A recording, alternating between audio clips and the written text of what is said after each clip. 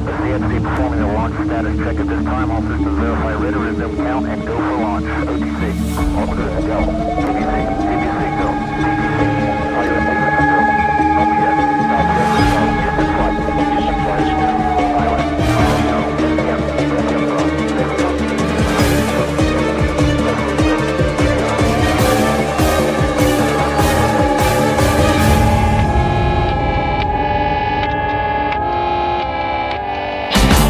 Good morning, Southern California.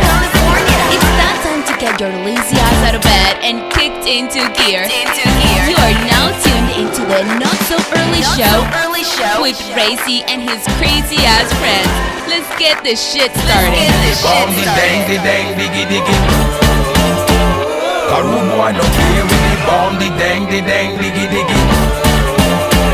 My style is the bomb. Good morning, Southern California, November 29th, and we're going to kick this off here as we bring on a special co-host today. Good morning, Dave. How are you? Is it? Yeah. Morning. I don't know about good, but good morning. Thank you. Yeah. We're going to be going through some Christmas music this morning. And from what I understand, you guys put together a new album, half album, EP, something like that? We did the Escape from the Laboratory. And, well, actually, the tracks were done several months ago. We recently went in. It's kind of rushed, you know. I think we would have taken more time, but we've been saying for years we wanted to do it. And so we thought, let's just do it this year. And we just, put it together. Nice. To get something out there. I'm excited because our one original Christmas song that Matty Boy wrote, When Santa Comes, that officially was released streaming everywhere as of yesterday. So the world just became that much more dangerous and dark. Good morning, people trickling in on the forum. Julia Gooley, I heard Dave is here. There you go. You got one of your big fans tuning in to say hello. Hi, Julia. SFP to the Rebel. The Belt is there. Ronnie, Racy, myself, and the people that are starting to trickle in too as well. But really happy to have you on the show, man. And we're going to be going through a lot of the music that you guys have put together for your Christmas album. Before we even get started, is Christmas your favorite holiday? Is that your deal, or is it Halloween? No, I'm not. Actually, Halloween's okay. It's not a big deal. 4th of July. My birthday's on the 5th. That's not why. I like summer. Okay. And I would say Christmas is my second, definitely. I think that's where I'm at. Yeah, I love 4th of July. I love Christmas. It is my favorite, but I just don't love the winter. That's me neither. I think that's why 4th of July wins out for me. It's summer, surfing, fireworks, drunkenness, tear gas. All right. Yeah. Everybody featured on this new EP. Everybody in the band. We got Matty Boy, Itaro, Jack Johnson, and Danny. I don't know if they would admit to that, but yes, they are. Everybody, just the 5 of us are on there. Yes, we are. Nice. Well, thank you so much for dropping by, Julia. Thank you so much. I literally just want to say hi. Office meeting. See you all soon. All right, we'll be here for a couple of hours. She just wanted to say hi to you. Okay. Thank you. Yeah. So as we get started, you know what I did pull up here a little bit later on in the show? We're also going to talk about some of the places that you might have spent Christmas, 10 places to be Christmas in California. And we're going to talk about if you've been to these certain spots. And these are just Christmas spots around California. You look at me like I'm crazy. No, I was just, the word incarceration came in. Oh, no. It was a Christmas. Incarceration. Yeah. All right.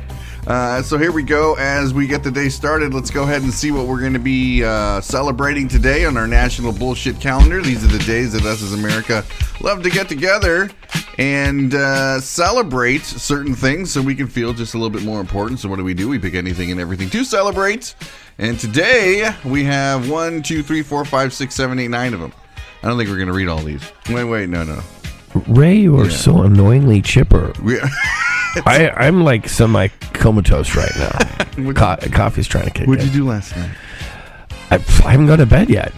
What? No way. No. What I do last night, I was busy doing band stuff. We're trying to put together a Northwestern tour in June. Okay. Yeah. So that's taking up our time. Let's see here. National Package Protection Day.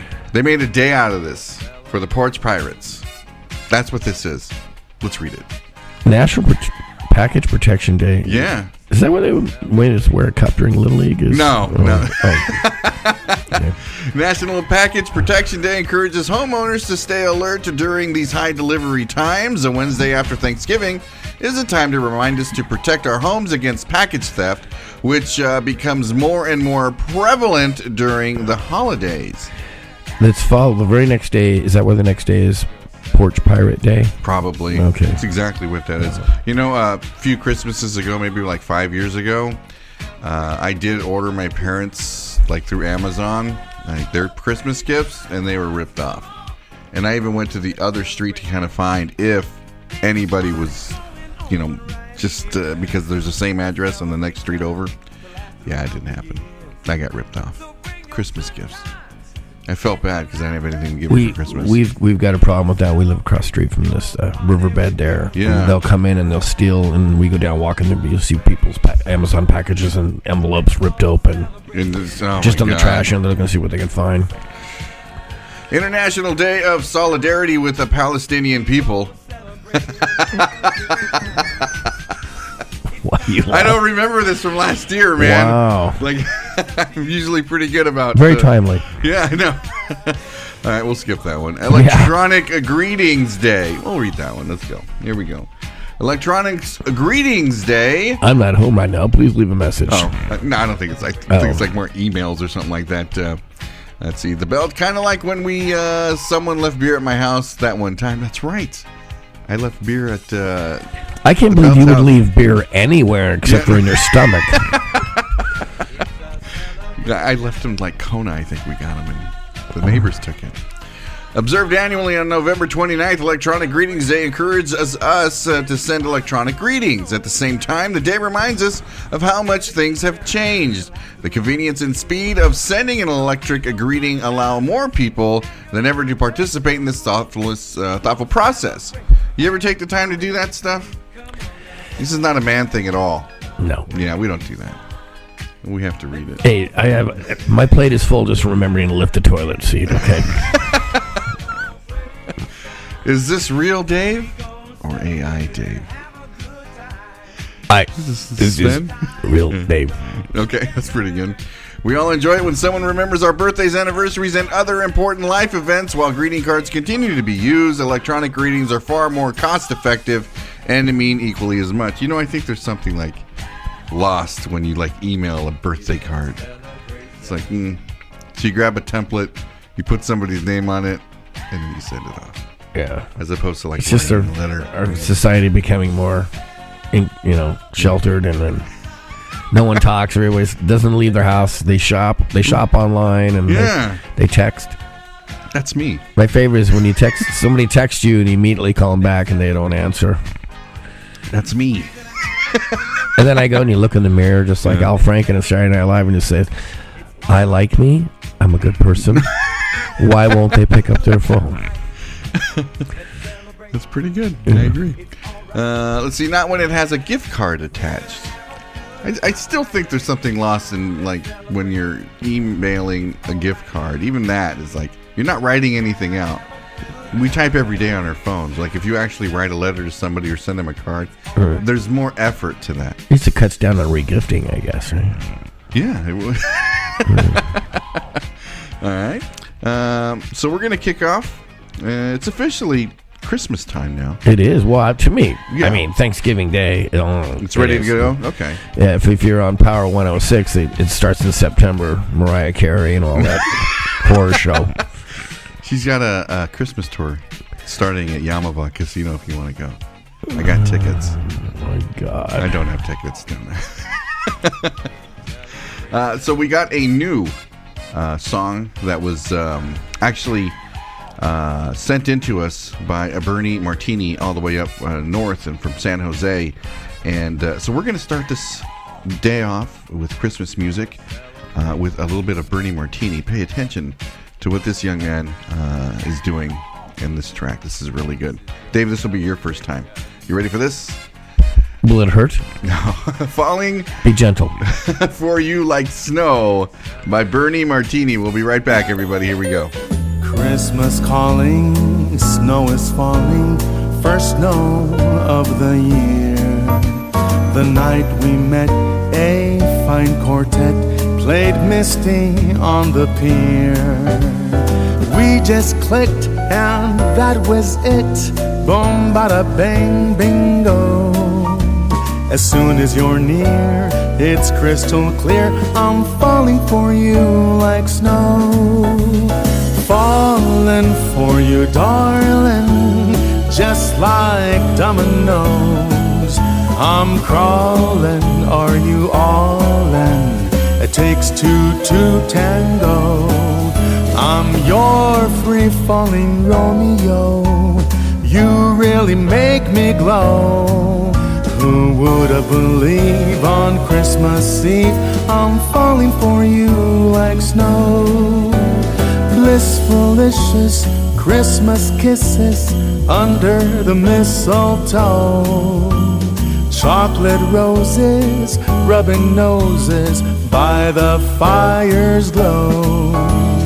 If it snowed forever, I'd say, weatherman, kudos. The weather may change, I feel the same way. I keep falling for you like snow.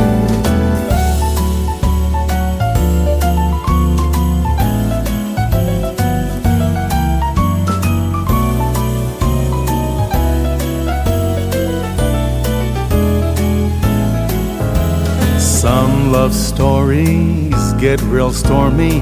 Wham! She disappears. I must confess, her SMS had me all in tears. She said, sorry pal, I'm not that gal you thought, so let me go. It's really been fun, I'm just not the one. Stop falling for me like snow.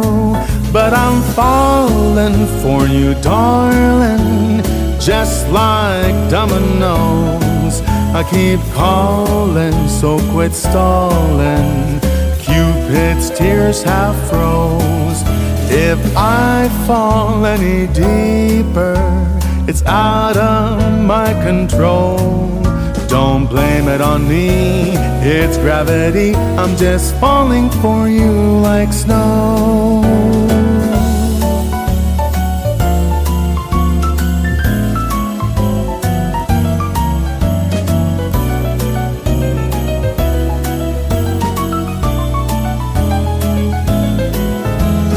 Christmas calling, tears were falling, last snow of the year. As I wept, my Juliet fang-dangly reappeared. It's like destiny text messaged me. I had to make a toast to you and me, dear. A happy new year, here's falling for you. That's all I can do. I'm falling for you like snow. Falling for you like snow. Falling for you like snow.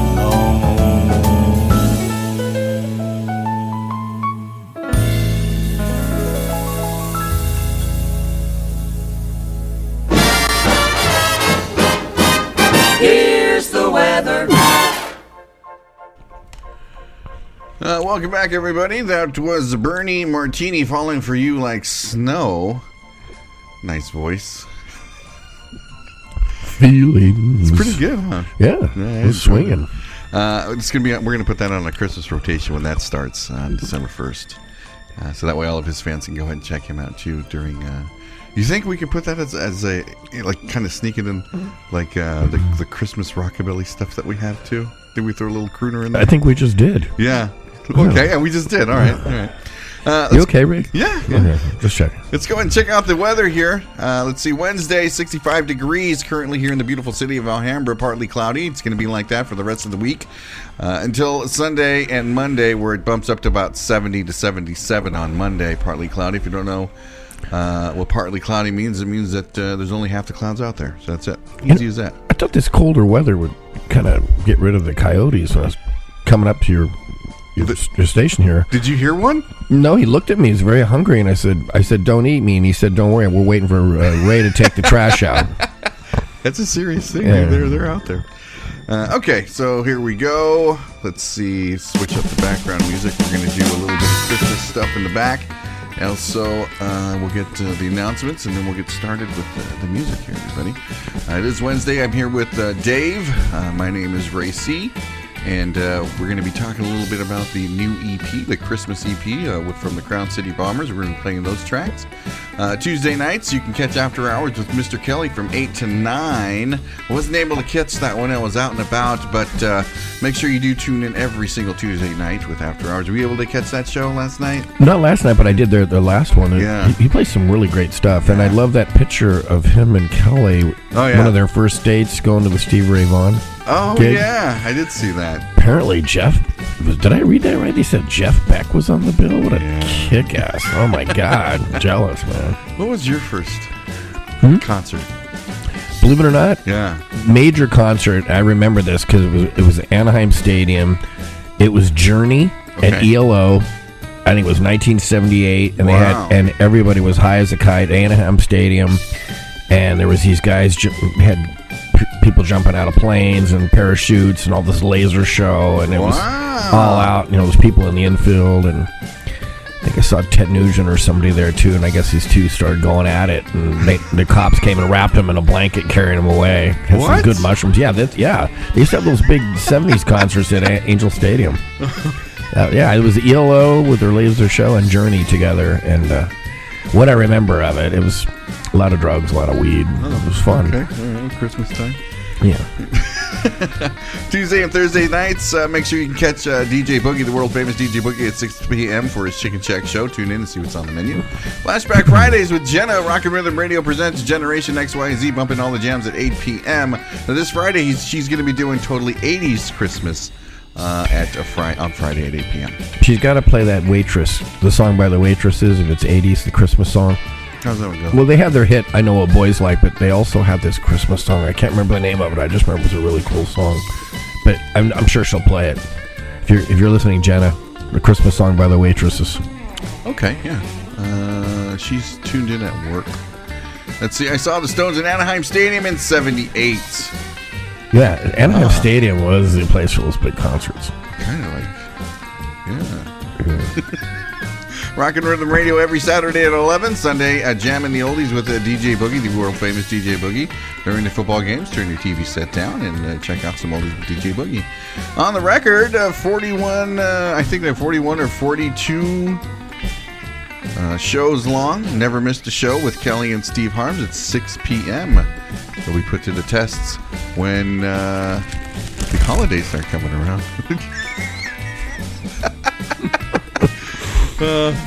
Okay, there we go.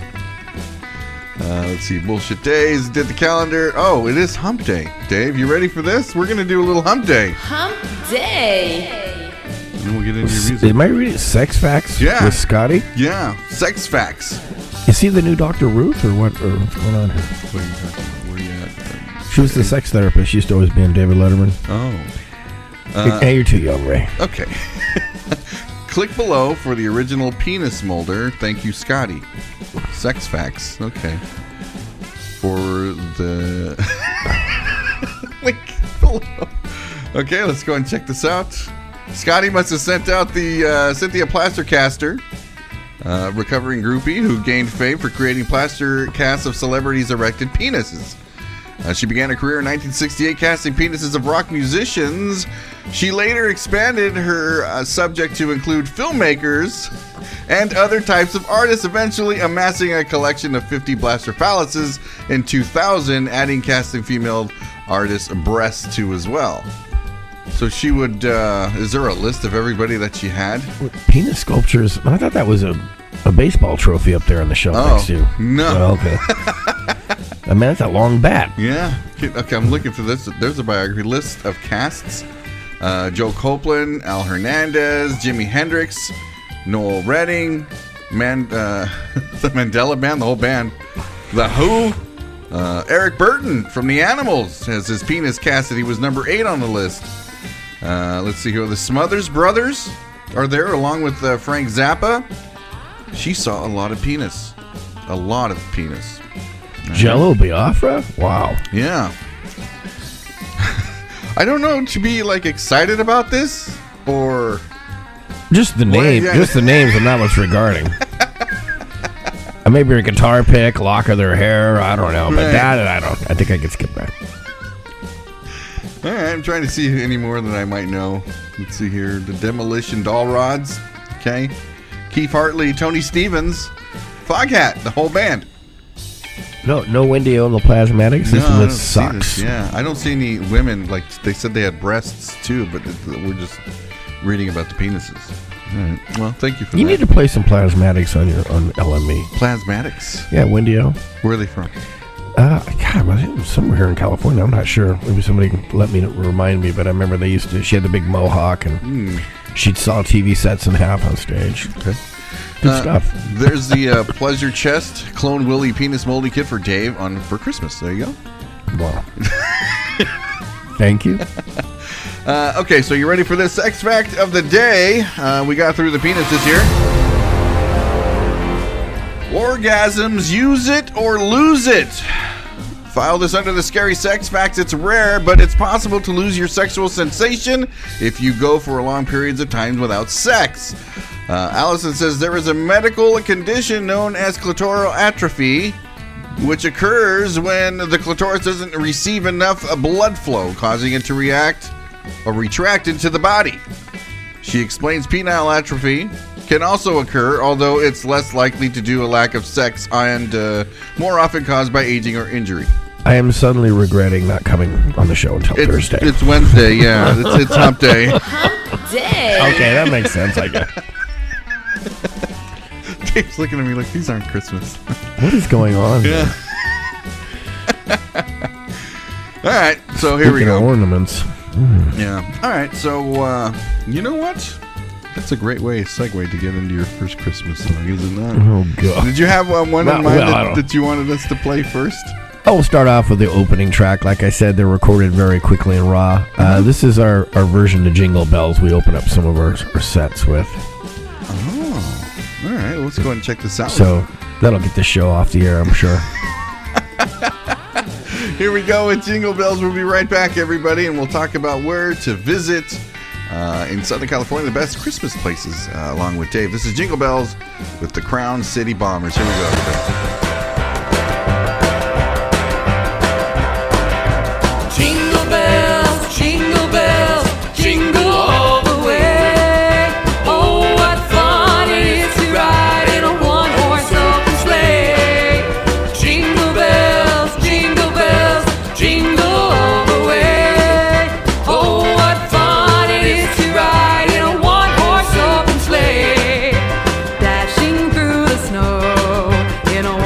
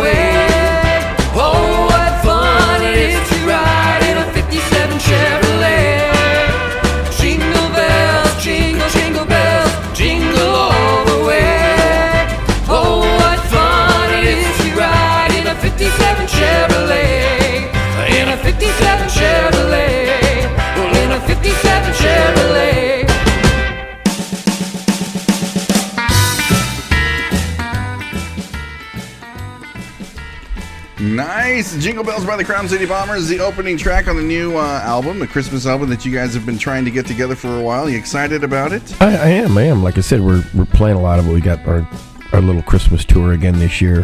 Where are you going to be playing? Well, we started it off last Saturday at Pasadena Ballroom. This Friday night, December 1st, we're going to be down. We've done it every year except for the pandemic.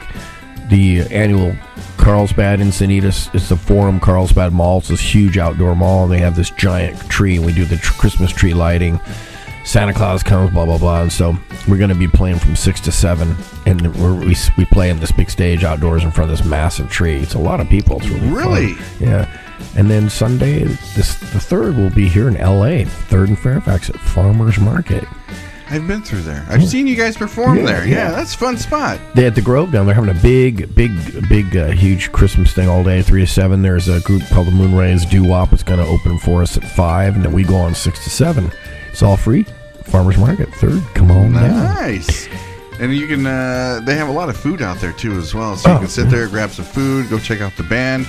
It's a full day's fun for the family and everything. Oh, yeah, it is. Even if you just walk around, I mean, there's if you ever been down there, you did a really good job of it. I'm excited for you, Dave. And Campbell's Deli's right down the street. Oh, my God. So, just on a personal level, before we play your next track, as we're going through all this, what are some of the places you like to go spend Christmas? Are you usually playing shows like on that day? Have you ever done that? Not on Christmas Day. Or Christmas Eve, Christmas Day. A lot of, most bands have played on New Year's Eve at some point, but yeah, New Year's. But Christmas Eve, no. I'm trying to think. I think years back, a fun night to play is Christmas night, not Christmas Eve, because I think the Wednesday, the night before Thanksgiving, is a good night to gig. I've done that many times. But I've gone to see bands. I know I used to go see James Enfield. He used to have like a Christmas Day show night. Everybody's had the turkey. They're laying around. They did their Christmas Eve thing. They want to go out, and Christmas night's a fun night. But yeah, most of my shows, we try to wrap them up by the middle of the month, 17th, 20th, because then people are having parties, they're leaving town, they're going to see relatives. It gets kind of hard to get everybody together. Yeah, like that? It's tough, yeah.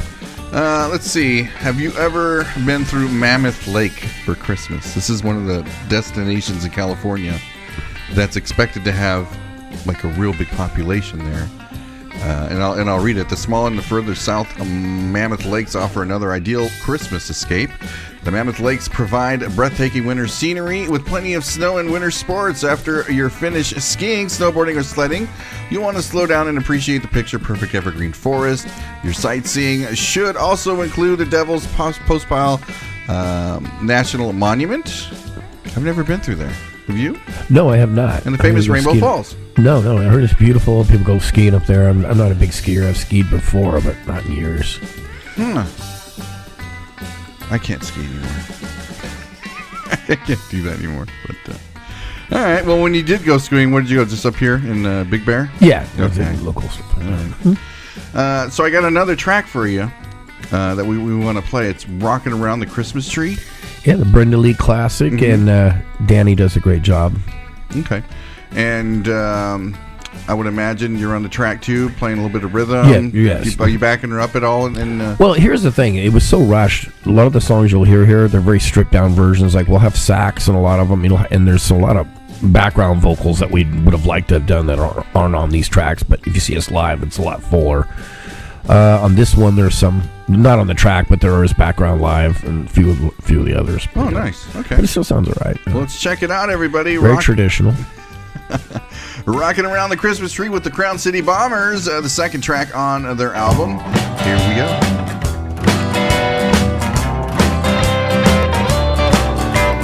Rocking around the Christmas tree at the Christmas party hop. Mistletoe hung where you can see every couple tries to stop. Rocking around the Christmas tree, let the Christmas spirit ring. Later we'll have some pumpkin pie and we'll do some caroling.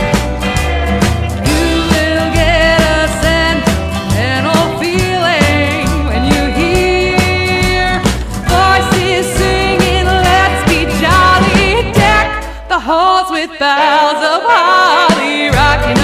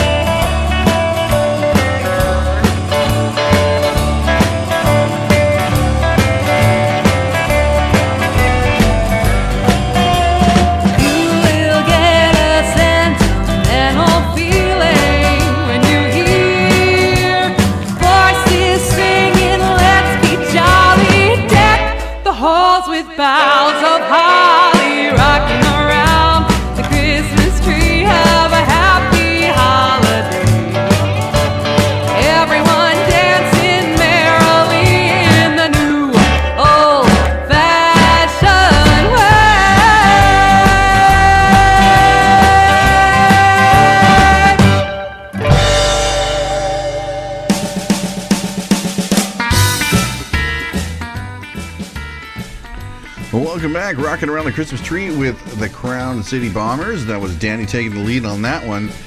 Beautiful voice with Danny when she does these Christmas songs. I was at one of your Christmas shows last year when you were doing the Last Name Brewing out there. Was that Ontario? Is that where it's at? Out in Upland, yes. Upland, okay. And that was a great Christmas show, the way you guys put everything together and the ambiance, and even some of the things that you wear too as well was pretty much on point there. Hold on, I got a call here. Let's see what we got.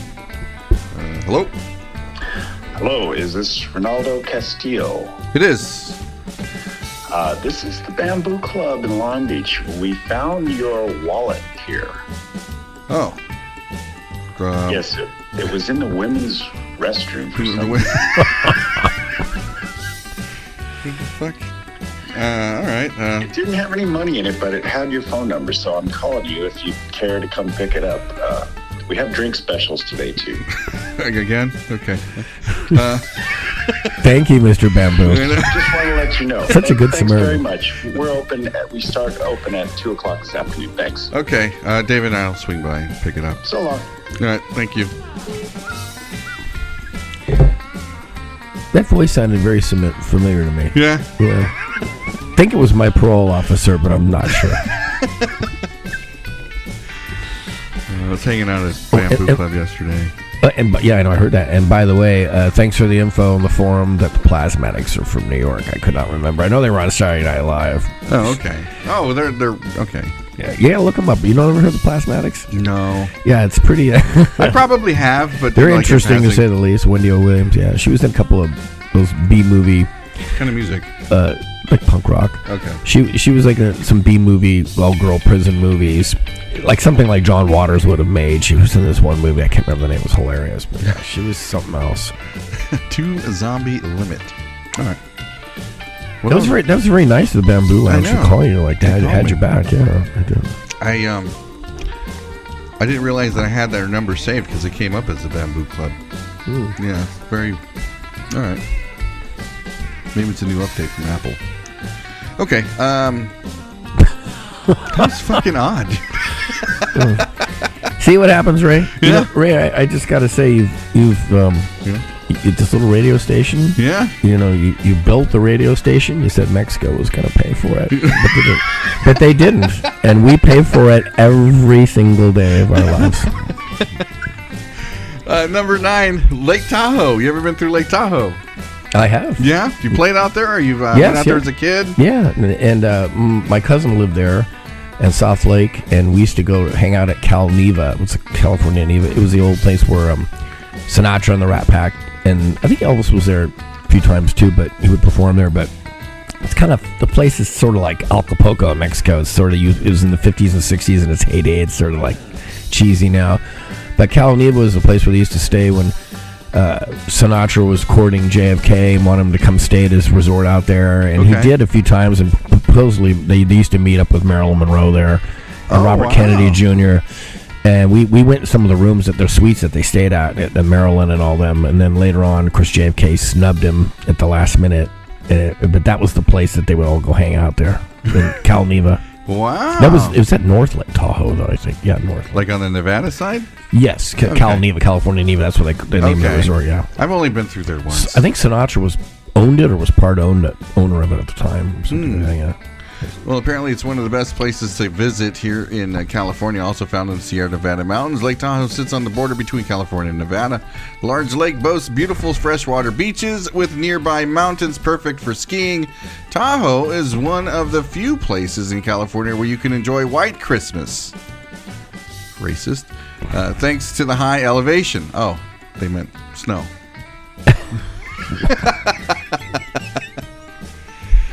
You'll also be able to experience relaxing cruising tours of sunset sleigh rides and hikes through the snow. All right, sounds pretty good. Sounds cold. I'm not really into the cold anymore. But all right. Let's see here. We got another one here. It's not white, but this one's going to be blue.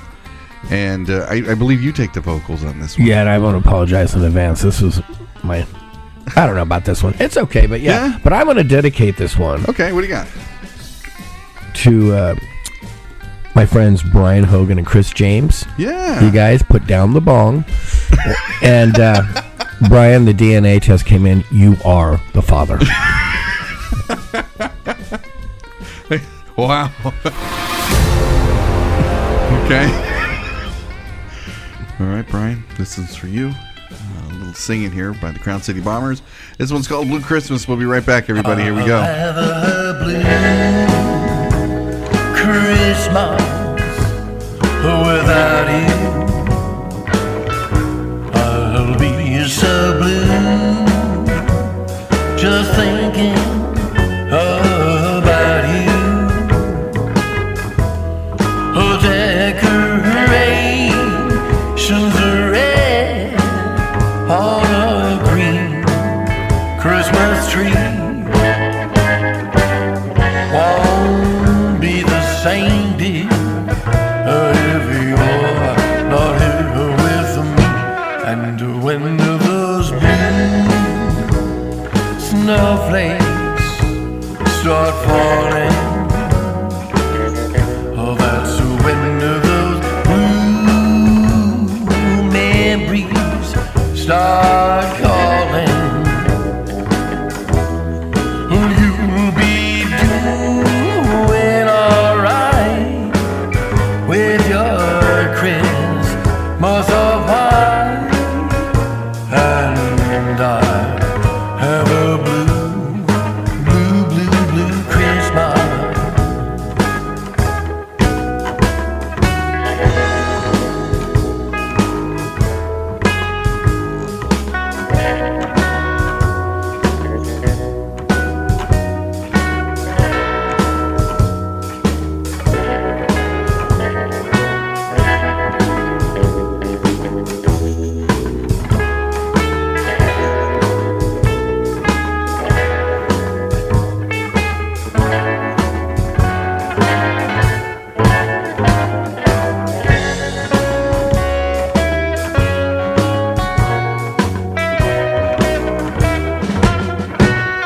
I'll have a blue Christmas, what it's certain. And when those blue memories start hurting, oh, you'll be doing alright with your Christmas of white. And I have a blue, blue, blue, blue Christmas, Christmas, Christmas. Ooh.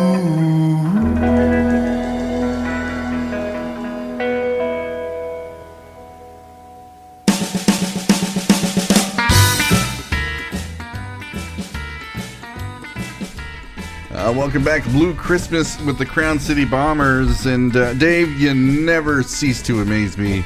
Beautiful voice, man. For you to sing Blue Christmas the way you do, and the arrangement you put together with your band.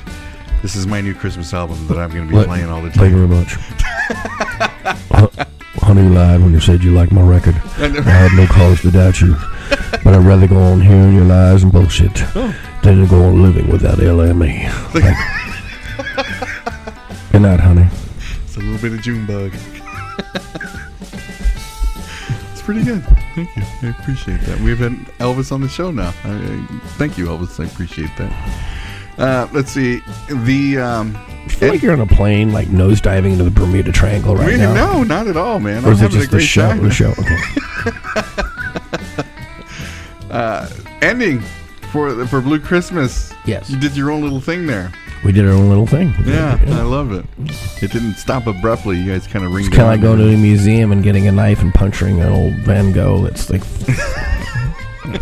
getting a piece of art and learning it. Yeah. Who chose the songs that you guys are going to be doing? Is this all you? Does the band have a say? Like, hey, you know what? Let's do this one. Oh, it's a dictatorship. No, the songs we all like. Yeah. And I definitely like them. I mean, they were definitely my choices too, and they like them. And we had our own spin on some of them. The ones, my parents' records growing up. I mean, the Brenda Lee Christmas record, the Elvis Christmas record. what was the Mitch Miller sing-along with his chorus, and he used to have his TV shows, and Mitch Miller was used to love those. I remember that. Yeah, the guy with the beard, yeah, he was like a Mitch Miller singers. The holiday Christmas album was fantastic. Early 80s? Early.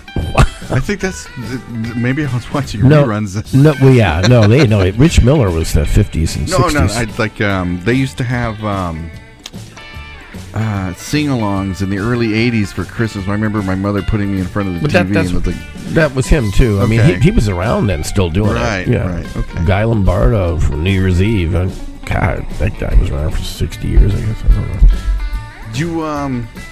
Do you have a special Christmas that you remember that you love while growing up, hanging out with your parents or whatnot? Oh, let's see. The one when I went to my favorite friend's restaurant in East LA and I got his tamales and got food poisoning. That was a good way. one. No. I don't know if I do. I just remember, like I said, we recently sold the house that we grew up in for years and years, and I have not one specific Christmas, but me, my brother, and my little sister getting up, 3 or 4 in the morning, like in the house, and see what Santa brought and everything. I remember going in there and seeing all this stuff, the living room all decked out. That was always my favorite, probably, moment of Christmas. The house in Whittier, right? No, in Bellflower. That's what I meant. Also known as Hellflower. Oh my God. The city on wheels with a giant propane tank. Well, it's either in Bellflower, you can hang out with Dave and his family as he was growing up, or you can head out to Yosemite National Park. Ray. Yeah. That was an awful segue. You didn't like it? Okay. Don't ever put a beautiful Yosemite next to Bellflower. It's Christmas. It's a time of giving. It's like going to the Getty and putting a dumpster in there and starting it on fire. I wouldn't mind doing something like this for Christmas. What are you guys doing for Christmas this year? You know what? It's still to be decided. But what we do sometimes, if we don't, we had a big family dinner with my brothers and sisters. That was cool. Yeah. For Thanksgiving. But for Christmas, I think sometimes we don't eat home, we go out. And a couple times we've gone to the old smokehouse in Burbank. Oh. They still have music there, and it's a killer old school steakhouse, and they have this huge Christmas brunch. You can get anything, seafood, prime rib. Starting at 11? Breakfast, 11 to 3, and the drinks are stiff, and they got the old leather booths, and they have bands playing there and stuff. George Clooney was a regular there. I know him. Back when he was filming, it was an ER before he started doing his movies. There's pictures of him on the wall. He was like a regular. He had his own booth in there and everything. Mm-hmm. It's a cool place. What city was this in? Burbank. Right there across the street from the studios. I think I know what that's. I think Ronnie's mentioned that place too. Yeah, you guys should go. Yeah. It's really. Yosemite National Park, gorgeous in the winter. Light snow, often dust, and the mountaintops of the Yosemite Falls continue to flow. The park offers stunning views of giant, ancient sequoia trees and granite cliffs. I have been through Yosemite, though. We usually summer up there by Bass Lake, and we make our way into Yosemite. But one of the best places I've been, just not during the winter. I used to sleep out in that stuff. It's not fun. Well, I just want to say, I'm glad you said that you're referring to your military. Yeah, I want to say once again, thank you for your service, Ray. All the vets. So a lot of them, they have a hard time when they come back home, especially during the holidays. So if you know a vet or you see one, give them a call and see how him or her is doing. And if they're alone, maybe invite them over to have them with you on the holidays. That's always a good thing. You invite me all the time. The least we can do. Thank you so much for that. Yeah, every show that I've ever been to, I've been to a lot of Crown City shows, and you always take out time to do a song or two for the veterans and the first responders. You're always that kind of guy, man. So thank you for that. And very honorable. Well, thank you. All I do is, verbally, and I'll say it, we try to support you when we can, but you guys are the ones that do it. So I don't do it anymore. But you did though. and the thing that's impressive is that, the service, the military, it's all volunteer now. It's like a draft, and so they're there because they want to do the right thing. They want to help give back. So that's even more impressive. Yeah. This next song we're going to be playing. No bone spurs here. Silver Bells. Silver Bell. Yeah. You want to? Are we on Zoom? No, we're not on film or anything like that. Okay. Are we on Molly? Oh, never mind. So anyway, so this song is, I love our arrangement. This is probably my favorite one on the record. And this is our own arrangement of the traditional Silver Bells. Right. If I could have liked to think that June and Johnny would have done it this way. Okay. Or would have appreciated this way, at least. Okay. Something you put together, your twist Yes. with the inspiration. Right. Okay, let's do this. This one's called Silver Bells. A little bit different, everybody. Go ahead and check this out for your Christmas listening and entertainment. This is the Crown City Bombers with Silver Bells. We'll be right back. Silver bells, Silver bells, silver bells, silver bells. it's Christmas time in the city. Ring-a-ling, Ring-a-ling, hear them ring. hear them ring. Soon it will be Christmas Day.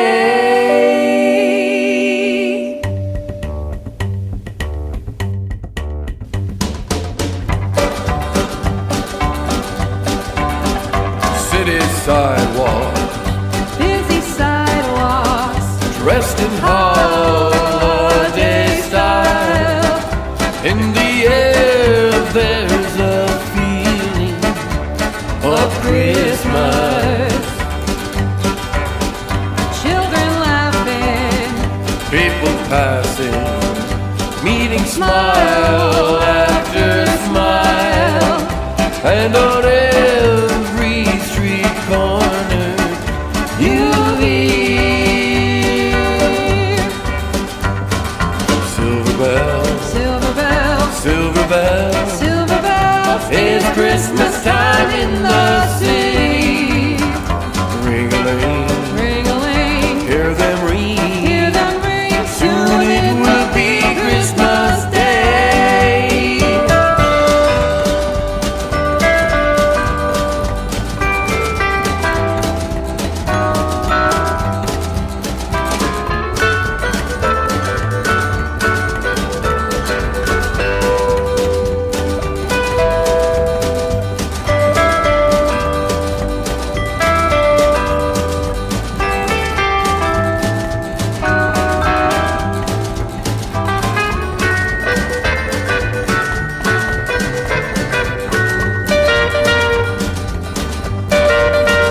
String of street lights, Even stoplights, blink of bright red and green, as the shoppers rush home with their treasures.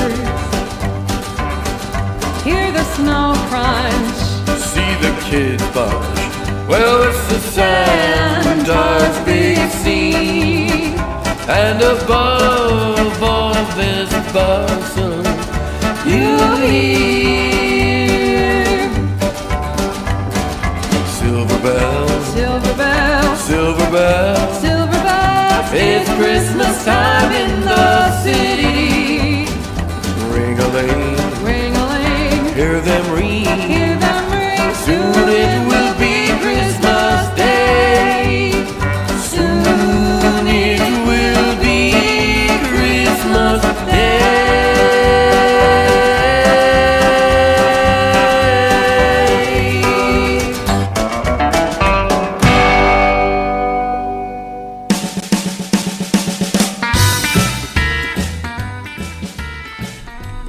You know, even this background music sounds like something your band can do. You're like, yeah, maybe we can.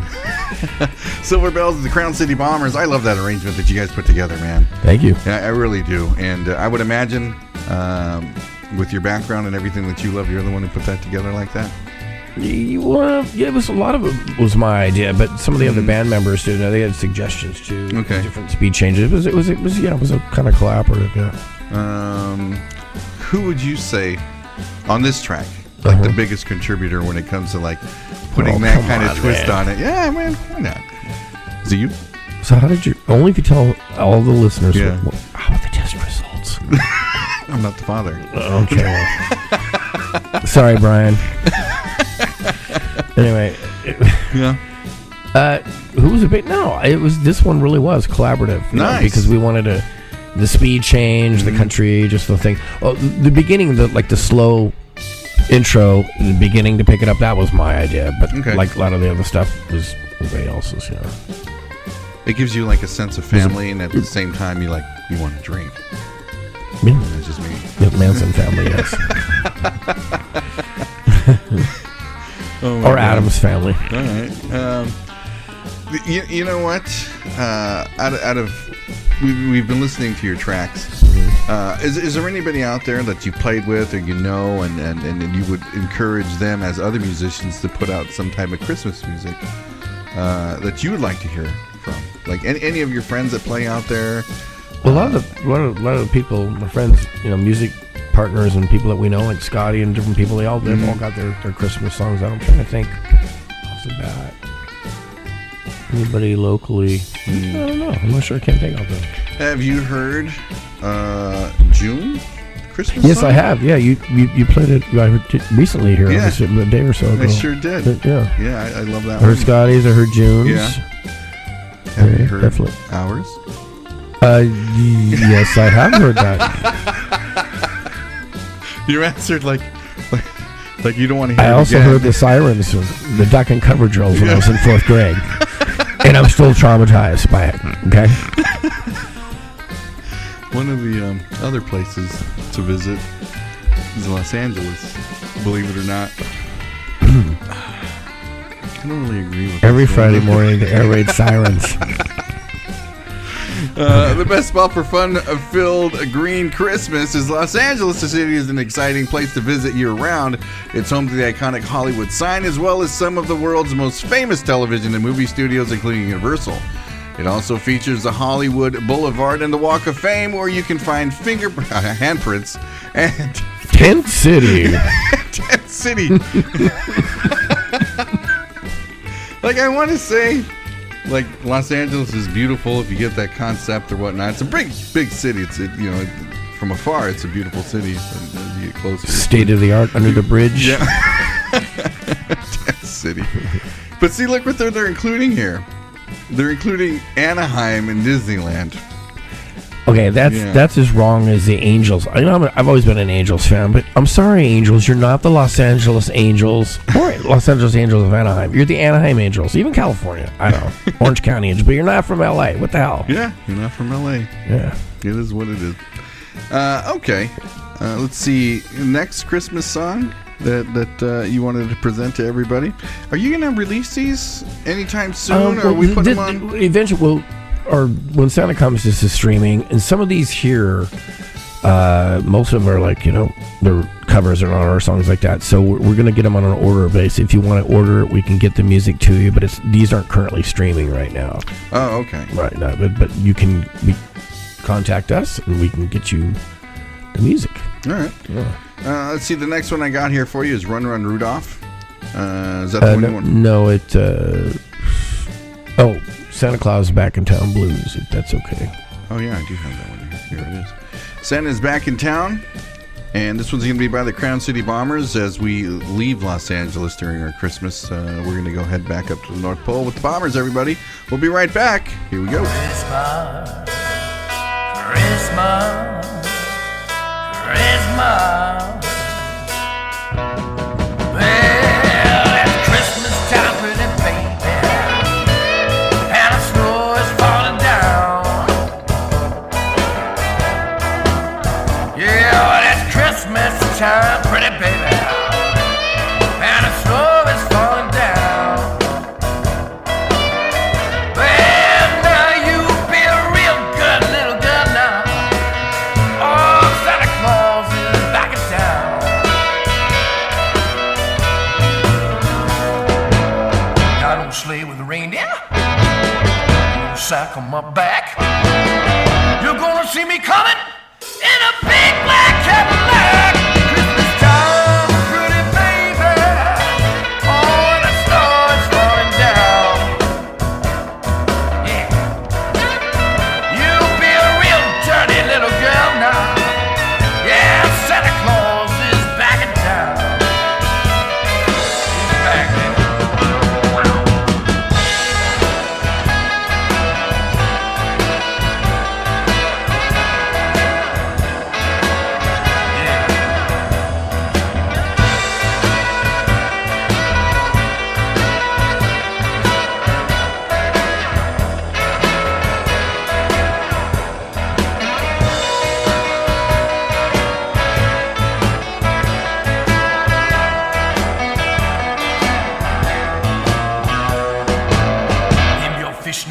stockings. Turn out the lights. Santa Claus is coming to your chimney tonight. Christmas time, pretty baby. Oh, the snow is falling down, down, down, so down. Yeah, you'll be a real dirty little girl now. Oh, Santa Claus is back in town. Christmas.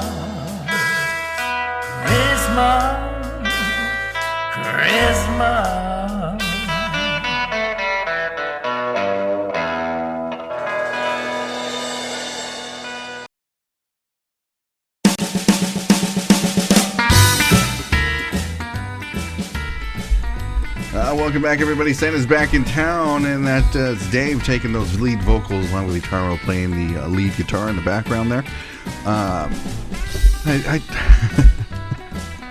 I love the way you guys do your Christmas music, man. I've always loved it ever since I started watching your band for a while now, a few years. And there are places for people to go and catch up with you during this Christmas season.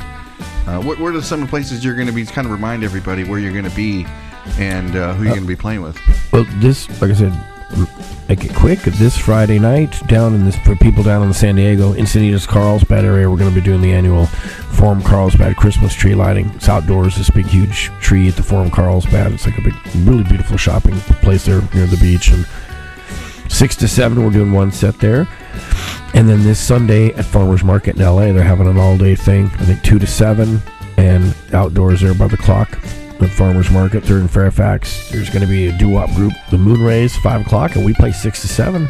Nice. And then I want to say this before I forget. I almost forgot. Yeah. Shameless promo here. Didn't see that coming. Imagine that. We're going to be coming home to our local show at the Burbank Moose Lodge Friday, December 8th. We're doing a big Christmas show there, and we're going to have on guest piano. Wow, great. Johnny Shakes. Johnny Shakes, he just got done playing at the Garden Amp with the Delta Bombers, and we're really excited to have he's going to be rocking with us on keyboards. I've seen Johnny Shakes a few times, man. So that's going to be really fun to watch him play with your band. He used to do a full burlesque show somewhere out in Long Beach. He still is. He's actually got one this Friday night, too, December 1st. You have to look him up on his Instagram, but he's got one. I forget if it's in L.A. I think it's in L.A. somewhere. I remember talking to him about it. When I used to do shows in Boomers, we were supposed to do one there. Right. But then the pandemic hit, and I was like, oh, okay. I do remember. And so that's going to be really fun. He's going to be taking the keys with your band. Yeah. And he's going to sing a couple. And then at the end of the show, during the show and near the end of the show, we are filming a video for Something Tells Me. We're going to have some camera crew in there and some people in the audience who want to dress to impress, they want to dance and be a part of it. Well, we're going to be filming the video. Nice. So, yeah. Something tells me you're going to have like the Christmas vibe going on when you were doing that? Well, or like what do you guys? How everybody's dressed, just more like dress nice, not necessarily because it's not a Christmas song. But they approached us; they really liked the song, so they said they were going to bring some actors, dancers, plus film the people that are actually the dancers that are just there. Yeah.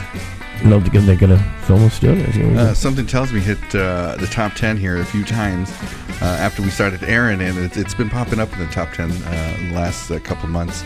But I remember the first time you playing it out there in Shenanigans, and that was a fun show. And for you guys to play that type of number and the way you come in with the vocals, it's always been one of my favorites since you've written it and started putting it out and whatnot. But me and Ronnie play it all the time, especially when I'm drinking. But well, there's no accounting for taste, but but thank you, thank you. We're proud of it because it is a little different. But no, they approached us and wanted to do that one, so nice. Great. Man. So if you want to be part of the video, yes, show up. And it's going to be what date again? Friday night, December 8th, we're doing the Christmas show. You know Kat and Adolfo. I do. They're going to be doing the lessons and DJing with us that night, too. Oh, okay. Yeah, and then they have shows there every Friday night, really good shows. DJ Dr. Nate, he's a DJ there a lot, too. But yeah, we go the dance lesson, and we're going to play from 9 to about midnight, and we're going to be filming the video and then ending it after the show's over, filming the final touches on it. So that's going to be nice. But during the show, they're going to get a lot of audience shots. So, Okay. Are they going to get out there too? Kent and Adolfo, I don't know. take center stage when they're dancing. They may. I'm the not pros sure. out there. Yeah. You want me running out there? Do I? So you want me running out there dancing? Sure. Yeah, we've done it. Okay. Let's see. We got another track here that you want to play. Which one did you want to hear next? This a lot of times we close one of our Christmas sets with this one. Everybody knows this is the classic Chuck Berry. Okay. You ready? Yeah. Here we go. This one's called Run Run Rudolph, everybody. The Crown City Bombers. We'll be right back.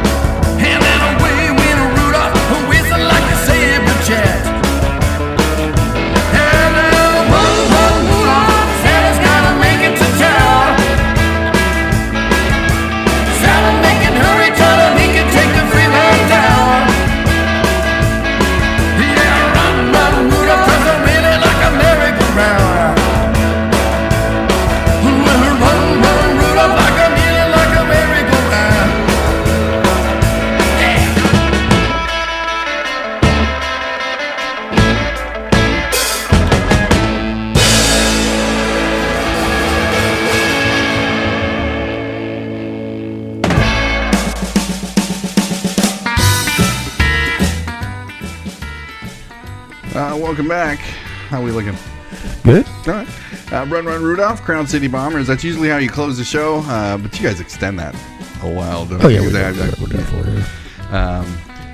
With the Crown City Bombers, that's Run Run Rudolph, and here with Dave, doing a little bit of Christmas special here for you today. And I was asking him, like, what are your favorite songs that you do love when it comes to Christmas music? And you're saying a little bit of Elvis. You love some of the songs that Elvis does. Well, like for Christmas, I like the slow ones too. Like Elvis's "I'll Be Home for Christmas," Nat King Cole, the Christmas song, written by Mel Torme, classic, obviously. Right. I like "Oh Holy Night." I know Brian Sester's orchestra quite a long time ago on one of the big band Christmas albums. He did a great version of "Holy Night." He had a choir behind him, his guitar, open chords just picking. It was a beautiful rendition of that. Like the slower ones, like you're thinking Christmas Eve. I like the upbeat ones, but the slow ones, those are my favorites. Those are the ones that kind of reminisce. Right. The like best you get you in the memories. Christmas mood. Yeah, I agree with that. Along with that, one of the best places to go ahead and visit when it comes to Christmas, you can take Elvis with you, Palm Springs. I wouldn't have never thought that people would go to Palm Springs to do Christmas, but here we go. Well, that was like more of a summer place, but Palm Springs is always an oasis in the desert come Christmas time. It's also the perfect place to holiday and to get your holiday cheer on. Each December, the town transforms with twinkling lights and carolers' voices. Palm Springs is home to the Mount St.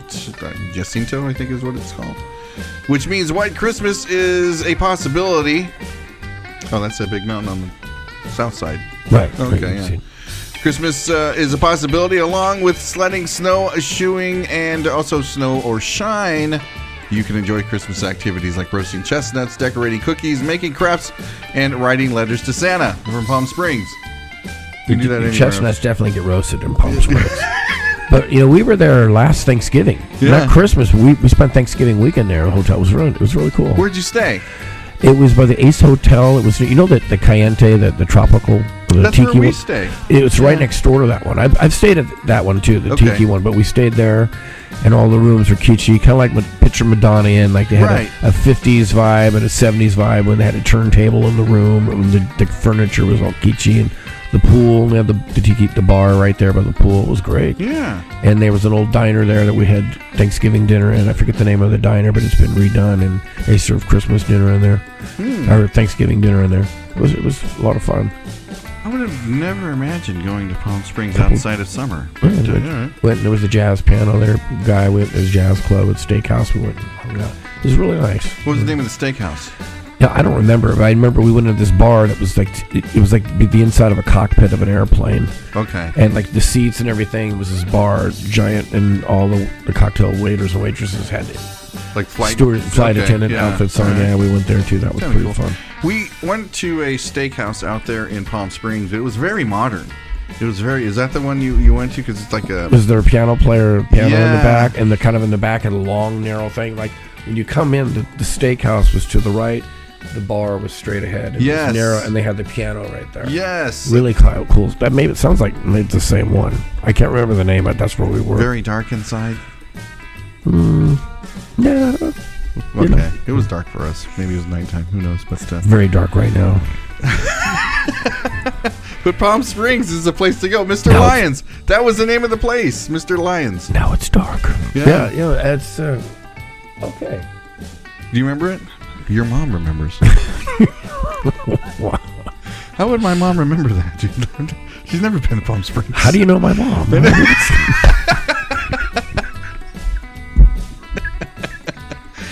Oh my God, it's funny. So Ray, this has been a big year for you too. It has, yeah, it has. And you just recently got hitched. I did. I got married to my best friend, and it's been. I couldn't be happier more in my life. And this is going to be our first Christmas as a married couple. So how does Lonnie feel about this new arrangement? Hopefully she feels just as much as I do with love and fulfillment and friendship. Ronnie, if you're listening, I just got to pass along a message. Katie Holmes has an escape plan for you.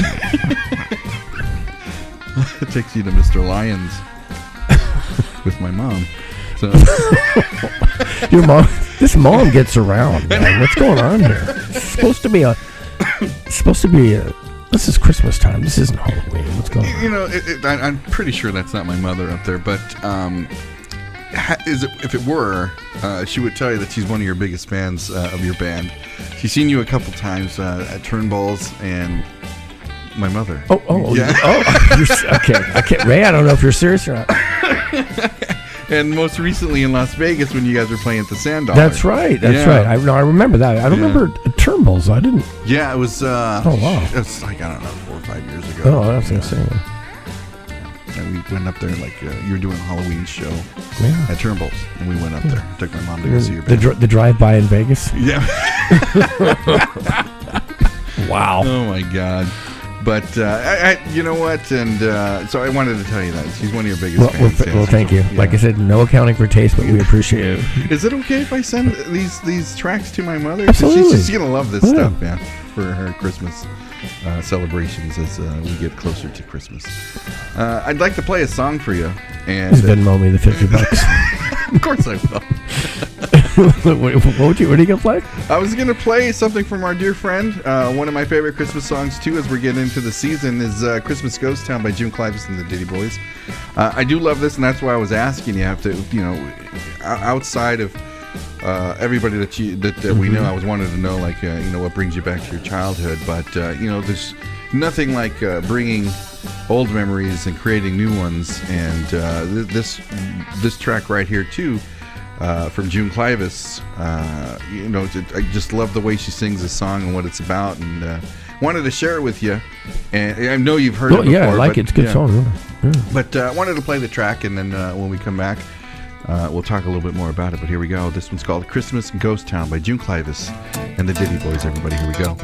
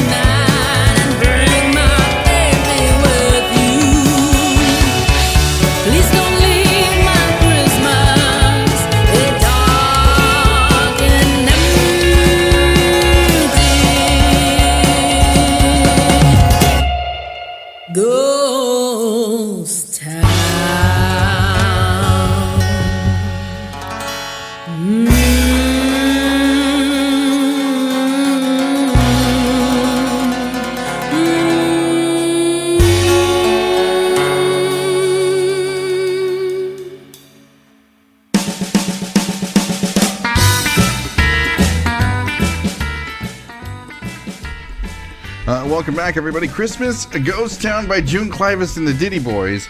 I've always loved June's voice and everything that she's done. We recently went to a Friendsgiving out in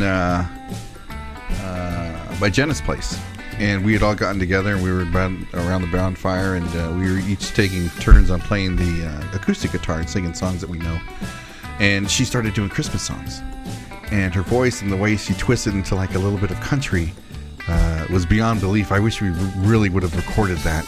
And she was playing along with Emiliano, doing Christmas music in the style of kind of like what you did with Johnny Cash. Nice. And you know, with her voice and everything, if you guys were ever to get together and do something like that, man, that'd be a beautiful thing. You know, I know your time here is limited now, as you are going to be going to Italy. When exactly are you going to be heading out?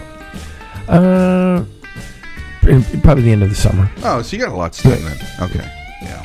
All right. But I'll never get these 2 hours back from this morning. Thanks, Ray. Sorry. But yeah, I really appreciate, man, you coming down and hanging out and sharing all of this stuff with us with your new Christmas EP. And I'm telling you, whether or not you know this, everything that you and your band does, man, and everything that you guys have always put together, I've always been a fan of, and I love being a part and seeing everything that you guys actually do. And when you guys put something new like this together for everybody, you're going to be doing nothing but adding to everybody else's holiday cheer when you do this, especially thank you. Or at least our anticipation of me leaving at the end of the summer. Well, I consider you a dear friend, man. I feel like thank you. We're going to have to make our way over there. You're the only friend I've got. But there's gonna be a time where we're gonna head out there, and hopefully you're gonna be our first stop when we get to Europe, because I don't think Ronnie's ever been to Europe, and we'd love to go ahead and visit you and Lila, maybe even for Christmas out there. What's the weather like out there at Christmas? And where you're it gets pretty cold. I mean, it doesn't snow or anything. I mean, it's just by the ocean, but it can get really, really chilly at night. Yeah. I was there Christmas Eve outdoors walking around. It was beautiful. Mm-hmm. 2 years ago, Christmas Eve, I walked up and down, and the old buildings, hundreds and hundreds of years old, Yeah. And up and down the streets, they're all lit up. They were pumping Elvis and Sinatra and Tony Bennett. Oh, wow. Music, okay. mixed with Italian music, Christmas music at the times. Uh-huh. All in English, which I was surprised pleasantly. It was great. Yeah. So old school, man. Everybody's walking around. It's like turn back the clock. It's just old school Christmas, old fashioned. As we take a trip down, our friends playing Christmas music, there's a buddy of yours that has been in bands. He's even played with you, named T-Mac. Of course, everybody knows T-Mac. And he's been in a few bands and done a lot of Christmas music too as well. And I'm going to play something that he's requesting right now. And I remember this from his Christmas album, and him and Lil Sue doing like a whole Christmas thing in their living room. And they always do like a Christmas show that they've been doing at Turnbull's for a while. And it was one of the songs that always, it always pops out when they're doing this song, because it's Christmas time or whatnot. Have you ever been one of the Christmas shows? Yes, they're a version of Hollywood Road. That's really good. Did you like that one? Okay. Yeah. Maybe we'll get that one. It was recorded really well too. Great version. Here's one that we're going to be playing, and this one is called "Please Come Home for Christmas." Have you heard that one? Yes. From them? I'm not sure. I have to hear a bit. Okay, I've definitely heard the song. Okay, yeah. And I'm going to play this. I'm getting it loaded up right now, too, as well. So, Sue and the Cowtippers, along with T-Mac, too, as well. And here we go. Sorry about that. A little bit earlier. Okay, so here we go. Lil Sue and the Cowtippers. And this is their song, Please Come Home for Christmas, everybody. We'll be right back. Bells will be ringing, this sad, sad news. Oh, what a Christmas to have the blues. My baby's gone, I had no friends to wish me greetings. Once again, choirs will be singing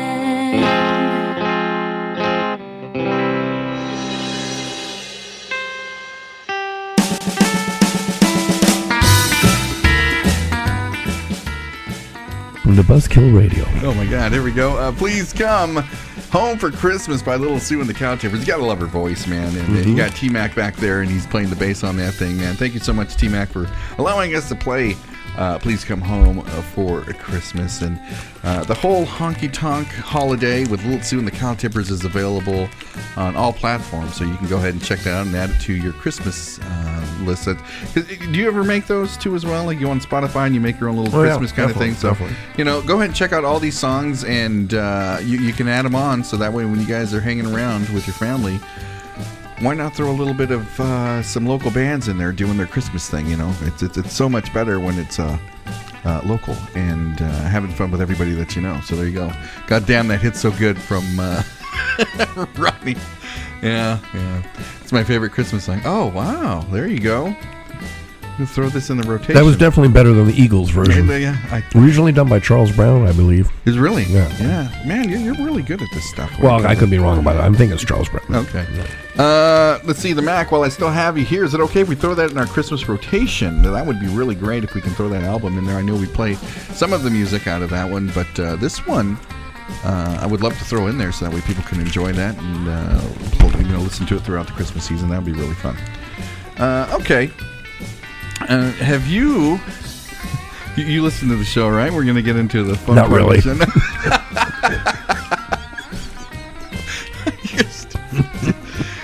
We usually play a game, and every time we have a guest on, I like to go ahead and get to know them, and we love the audience to get to know who you are, Dave. And, Ray, life is not a game. And I do love to we do a version of Am I the Asshole? We read stories, and we like to judge people on what they're writing. So hopefully we got some Christmas stories here up. Hopefully. If not, we'll just go through them. But I'm going to play one more. And when we come back, we'll find out a little bit about Dave and what he thinks about people. And this will be fun. Is this your first time ever doing this here with us? Am I the Asshole? No, I did it one other time. You did? There was some tough questions. Let me tell you. All right, so let's see. I'm going to go ahead and play one more, and of our Christmas special here today with Dave from the Crown City Bombers, and then we'll come back with Am I the Asshole? Everybody, here we Are there go. any prizes? Fuck yeah, Okay. yeah, whatever you want, Dave. We're gonna play this game. I want prizes. Here we go. We'll be right back.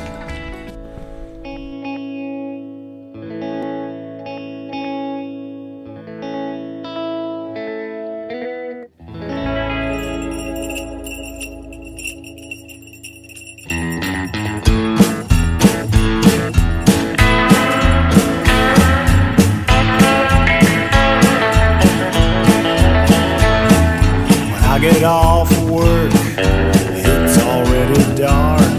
The traffic all the way home, stop and start. Red tail lights remind me of Christmas, and then I see Santa's all lit up again. Santa's all lit up again. He's up on the roof and is already plugged in.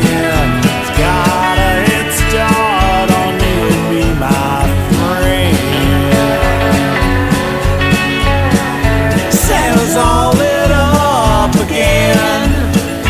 Yeah, Santa's all lit up again. Alright, get the kid out of here. Hey kid, your mom's hot. Is she single?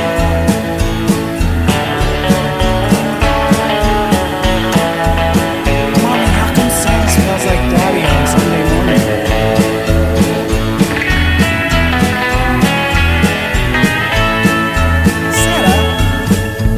Finished decorating the house.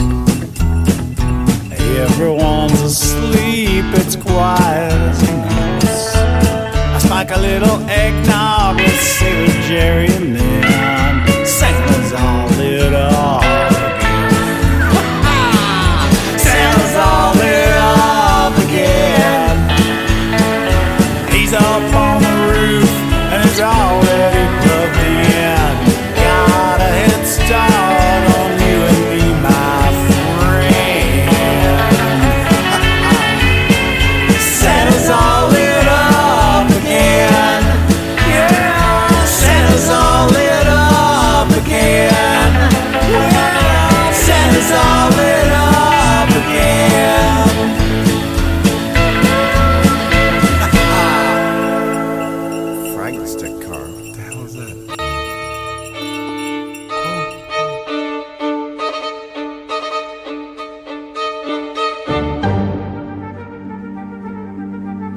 Here we go, SoCal. Here's the part of the show where we get to read other people's stories and judge them as we see fit. It's time for Am I the Asshole?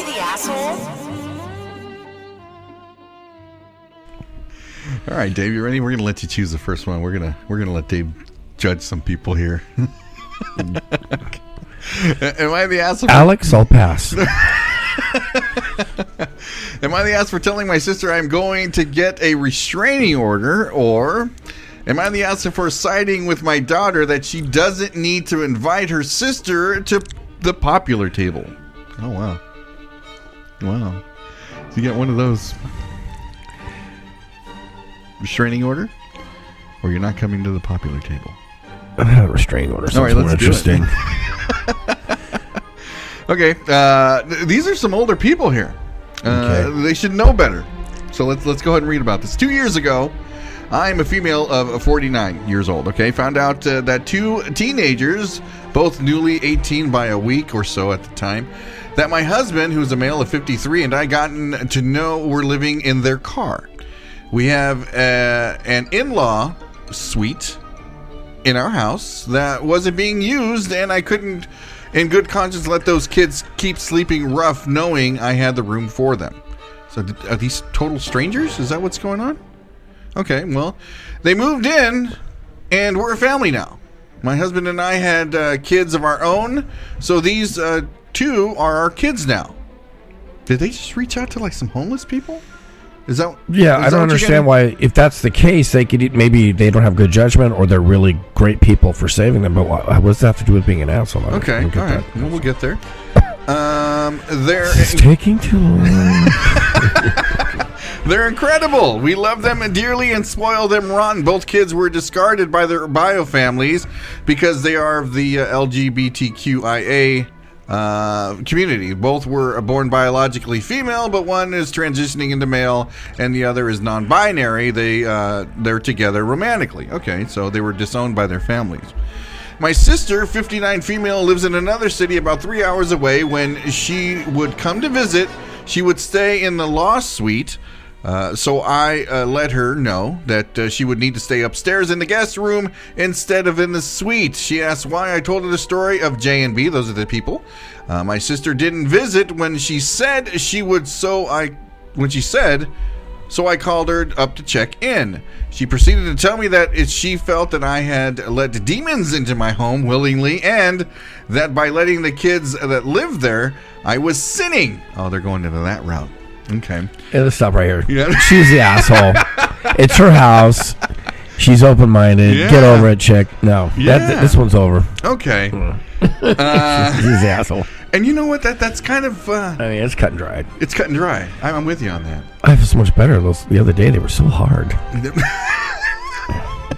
This one, right? Okay. I didn't eat for days. So upset. So, for 2 years now, she's been sending me sermons and preaching at me. My husband and I skipped Thanksgiving to avoid her because last year was awful with her sermons. I called her and gathered family happy Thanksgiving and sent my love, and that was it. She was there, and I knew I was fine. Then the police came knocking at my door as we sat down to eat Thanksgiving dinner with now 20-year-olds. My crazy sister had called them for a welfare check, and it made it seem like we were being held hostage by the people in my house. Oh my God, dude. The cops came in all aggressive and demanded to search my house, and I said, for what? You have a search warrant? No. I guess they had probable cause because the people, gave them. Like, hey, really? They're hostage. Okay. Oh. And then sat me down in a separate room and grilled me about why I'd let strangers live in my house. Were they harming me or holding stuff over my head? Was my husband abusing me? Could they see my arms for bruises? I was also traumatized by how we were all treated. I called my sister and told her I'm filing a restraining order and want no further contact with her. This is too far. She knew I was fine. She knows that no one is harming me. So herein lies that big question. Am I the asshole? Well, first of all, it's odd that for something like that, the cops would come do a welfare check. They'd knock on the door. They wouldn't just come in without a search warrant. For Right. that. On the first one, I mean, you hear about these kids fall through the cracks. that are abused and end up dying. They check the house or they don't even bother, and then this is completely opposite, complete overkill. When they need to be aggressive, they're not. I don't know. That's and then weird for something like this. Yeah, but totally agree. but the sister is the asshole on this one. Obviously, this is like the easiest one I've ever heard on the show. Come on, Ray. What? That's weird. Wow. Wow is right. You think it's enough to like disown your brother or sister? Like having cops to come over because you're helping some people out? Yeah. It's just it's sounds like what's going on a lot today, man. You don't know Dave. He has strong feelings that he's holding back right now. But okay, let's do another one. Am I the asshole for saying you shouldn't touch girls to my 10-year-old son? Or am I the asshole for not wanting to eat street food on vacation with my wife? Oh. You shouldn't touch girls to my 10-year-old son? Yeah. Like you're telling your son, don't touch girls at 10 years old. Oh, okay. Yeah. It depends. No, that's normal parenting. All right. So am I the asshole for not wanting to eat street food on vacation with my wife? Let's do that one. Do you enjoy eating like food truck food or anything like that? Is that your thing? I'm real picky. It depends though. Okay. If as long as you know you're not getting a food poisoning, it's usually really good. Okay. It depends. You can sort of tell when you go up, you know. Right. Okay.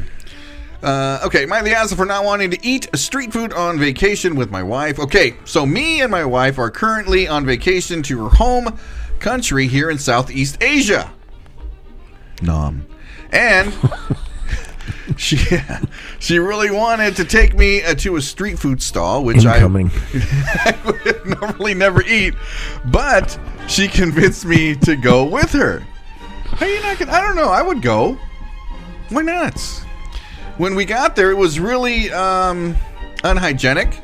Like the guy wasn't even wearing gloves or anything, so I refused to eat it because, well, who knows where his hands have been.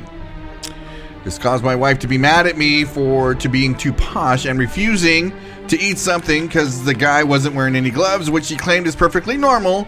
She brought up a couple of other times I refused to do things with her because they weren't up to my normal standards. However, I think I was correct in specific scenario because, I'm not eating food at some strangers without gloves or running water. The important fact is when him and his wife make love, does he wear a hairnet and gloves then? Because then it's a problem. I want to clarify that. Okay, well. Ladies and gentlemen, welcome to Off the Rails, starring Racy and Dave B. Dave takes in strays all the time. All right, there we go. That's the last one. Wow. Yeah, same to you, Miss Lady on the screen. So, okay, let's put things into perspective here. If you're hanging out with your wife, and let's say you took a trip to, let's say, Southeast Asia, you want to see the jewel of Southeast Asia, you go into Vietnam, and you're walking down the street, and she happened to be there before, and she's been there, and she wants to introduce you to some street food. And same scenario here, the guy's not wearing gloves or anything. Would you sample any of the food? Probably not. I mean, that's just my opinion, but I don't think she should just leave it up to him. If he's not comfortable with it and she is and she enjoys it, I think she should be allowed to eat it and respect him not eating it. Would you go as far as like just telling her why, this doesn't really seem hygienic? Well, yeah. You can't tell your wife something like that. Then again, he does wear a hairnet during sex, so we already know he's weird. Okay, so, all right. My husband likes it raw but won't eat street food. Stop it. Wow. Man, your screen is really mean today. I love it. Okay. I ate street food when I was in Korea for a while, and it wasn't. There's nothing there that is everything is cooked. Say Korea? You just have to watch what you eat. Like it's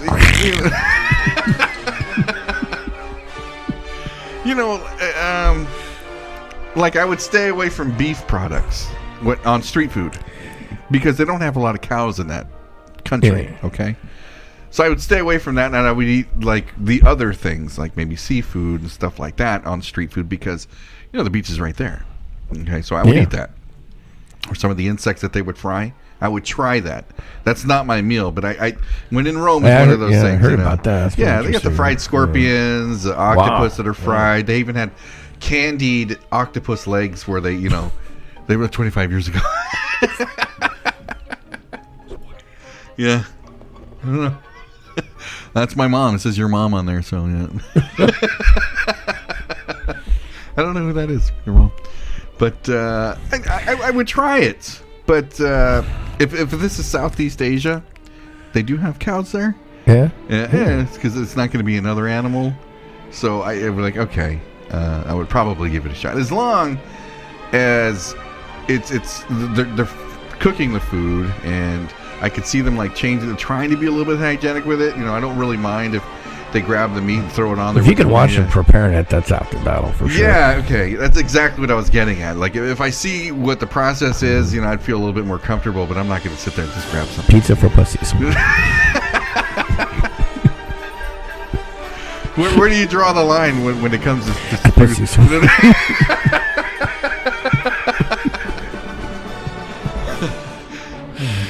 Oh, we've crossed that line a long time ago.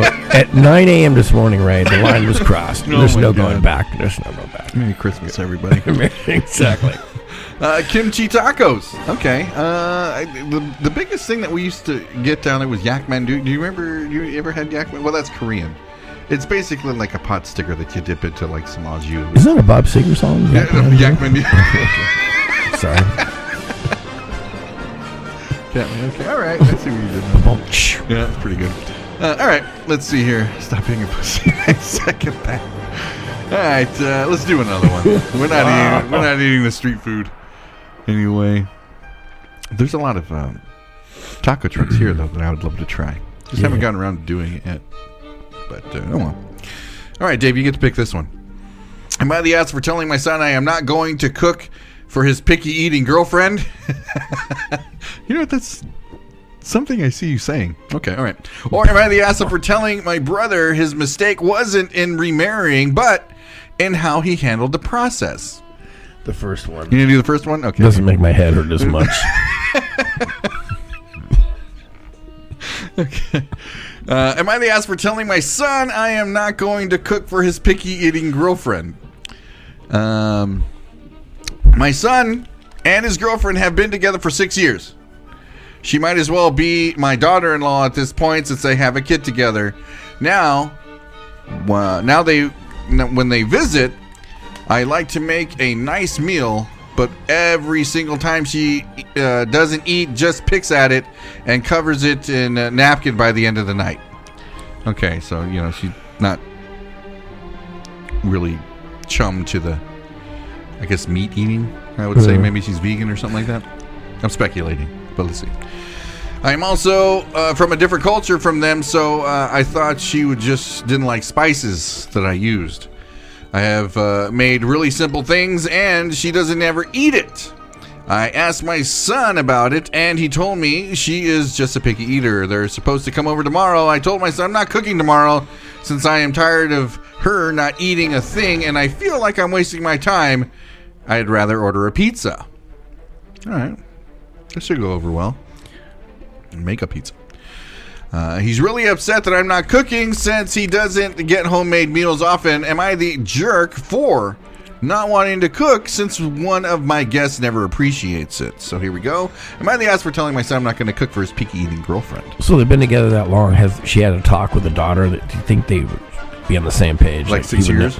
He would know what she likes and vice versa, and then just don't cook for her. Just cook for him. She can go get a freaking pizza. You wouldn't. So let's say if your son, I don't think she's being an asshole. No. Would you tell that? Would you say that to your son? Like, hey, I'm not gonna cook for this girl. Just for him. She don't like it. She can lump it at this point. Now let's say you said that. Yeah. Now they're coming over, and you do have pizza ready. Are you gonna feel guilty at all? Like, hey, I just ordered pizza. You don't think that there's gonna be? You don't feel guilty at all? Like, you don't get to cook for your kid either. It's just pizza, you pussy. It's just pizza. You know what I mean? You're a chef, right? You love to cook. I'm a chef? Yeah, you love to cook. Right? Where'd you get that? No, I know how to cook. I cook occasionally, but I'm not a chef. Some people cook for my brother-in-law. That guy's a chef. He cooks. He loves to cook for huge amounts of people. Okay. Does microwaving a hot pocket at 3 a.m. drunk count? Yeah, I'm a chef. What's something that you love to cook? My goose. What? Wait, never mind. Okay. Like a dish that you love. I don't know, man. I'm just like a steak. Just your traditional American all right, let's steak say you and do potatoes. a salt and pepper steak with some mashed potatoes. Okay, let's say you make that. And you and your boy have always enjoyed that. Right. Now he's old enough to have a girlfriend. He's had her for 6 years. And you decide not to make that because his girlfriend doesn't want to eat that. She doesn't have to. He can still eat it. We can go get her a tofu or something. Tofu burger. I don't know. They got to talk this one out. I don't know. Yeah. My point was being like you would not feel guilty at all. No, okay, at this point. I mean, come on. Would you say anything to her? Like, you know what? I try to talk to her first. Yeah. How would you open that conversation? I say, eat or die. All right. I guess I don't know how I would react to that. Bunch of whack jobs. All right. I think I would try to have a conversation with her too. It's like, you know what? What is it that you do like to eat? What can I prepare for you next time? That way, you and your son could still have that steak and potatoes that you like to have, and you don't have to eat it in guilt while she's over there picking rabbit food. Yeah. I think that's what I would try to do. I don't know, like an even keel kind of thing.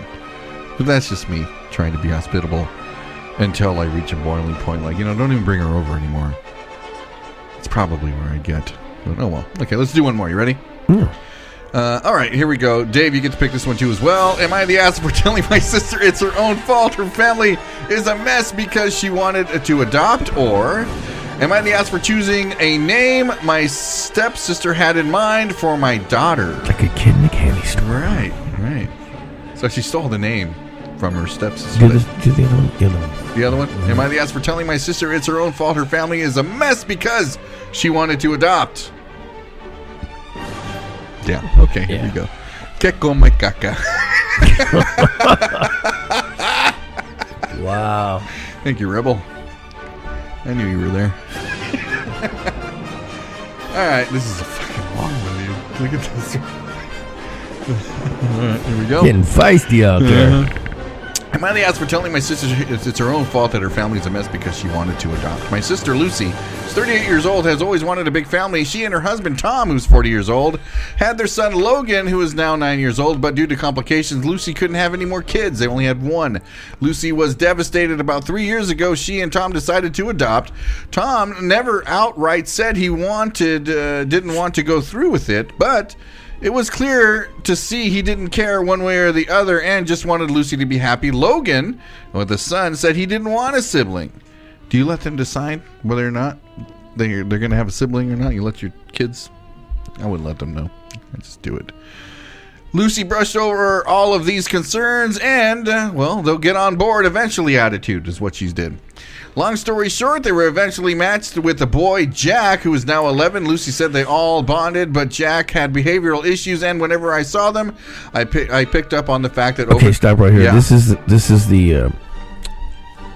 the plot to A Good Son, Macaulay Culkin. They adopt a psycho kid, and he ends up trying to murder the real siblings, and they're trying to warn their parents, wait, look out. Oh, my God, this is it. This is A Good Son. Okay, no wonder. The Omen. I picked up on the fact that over time, Tom seemed to be getting less and less keen, and many times when it was just adults, he commented on his worry that Jack had latent issues because of his traumatic past. Lucy adored Jack and rubbished these concerns I brought up to Tom in hesitation, but Lucy said it was just taking longer for him to bond. All right, so she's the shrunken heads were a red flag. They officially adopted Jack about a year ago, and since then, things have fallen apart. Jack's behavior has either gotten a lot worse, or Lucy wasn't speaking about it as much as before. But it's clear Tom is at wit's end. According to Lucy, he works late constantly, and whenever Jack has a tantrum, he helps Lucy calm him down and then takes Logan and leaves the house. Logan now hates Jack and won't play with him, which causes more issues, and he started to act out. Wow. He spent his last school holiday with my family and is set to spend Christmas with us again, because even the family therapist said it is good for him to have some space. They don't want to hang around the adopted kid anymore. It's the omen. It's the omen. Yeah. No, that's a tough one, but I mean, you take him back, exchange him for another one. You can't. No, that's a real tough one. Too soon? Anyway, yeah, I don't know. It's all right. I don't know how they didn't really talk to the son, or they just went ahead and thought that was the best thing. But yeah, that's. Having seen all this unfold has been heartbreaking. Tom and Logan look more miserable every time we see them, and through Lucy would never admit it, she does too. Whenever I speak to her, she talks about how hard it is, but always has Tom and Logan at fault. She has never taken any accountability in the fact that she didn't listen to anyone's concerns. She called a couple of days ago to discuss plans for Christmas, and when Tom would be dropping Logan off at my home, she again started ranting about Tom has basically shut down at home with her and Jack, and how she thinks he's going to leave over a kid. This goes way beyond steak and potatoes. Yeah, this is a rough one. She was calling him every name in the book, and then started saying she was out of here, Ray. She was disappointed that Logan doesn't love Jack, and she can't believe she raised a bully. I lost it. I told her the real bully was her. She bullied her family into adoption as a form of a wish to fulfillment that Tom shouldn't have even indulged her, but most of the blame falls on her for destroying her family. She screamed and cried, eventually called me an evil woman, and hung up. My parents are now saying that I'm in the ass for telling her, even though we all think it. But I think she needed to hear it and stop blaming her own child for being unhappy living in the chaos she created. Oh my God. So here lies the question. Am I the ass for telling my sister it's her own fault? Her family is a mess because she wanted to adopt. At first I was going to say yes, stay out of it. But after seeing the whole story, she's got to be here from somebody, at least one. If she's the main cause. Yeah, no, I don't think she is. Yeah, somebody had to tell her. I don't know. Somebody had to tell her. The belt, when the going gets tough, go to the bar. Exactly. or rent The Good Son on Netflix, because that's basically this one right here. My favorite movies. Exactly.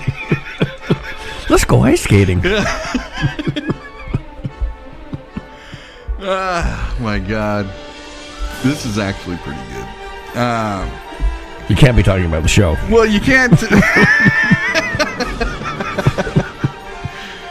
How do you turn how do you turn a blind eye to a kid that's just wrecking your home? You know what I mean? If you're the man of the house, and even the man of the house in the story is just doesn't want to be there anymore, man. Like, you know what, this fucking kid's taking over.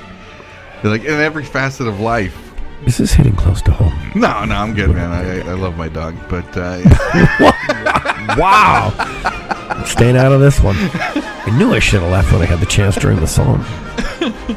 But to drive that point home where this kid he's overwhelming with his behavior, and even the therapist is like, you know what, just fucking let him go. Like, what do you do? What do you do to that? Like, you can't break up your family because of this kid. You know, he came afterwards.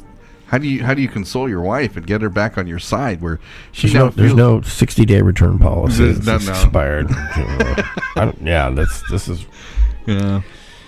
But it's just like they didn't all talk about it enough. She just did it, and not everybody was on board in the beginning. I mean, that's the first mistake. After that, I mean, both of them. And you never know. It's like adoption or whatever. You don't know how it's going to turn out sometimes. If the family's going to adjust, and Right. turns out great a lot of the times, but horror stories. Yeah. So would you blame your sister? Like, hey, did you really have to say that to what's her face? I would normally say don't pile on, but if she's blaming everybody but herself and it's this reoccurring thing, then she's got to be called out at some point. Okay. And after that, you said your piece. She's not going to change. She's not going to change. Yeah. I mean, that's it. Yeah. I mean, I agree with you. Family counseling, whatever. I don't know. This thing's, this family's already damaged. So.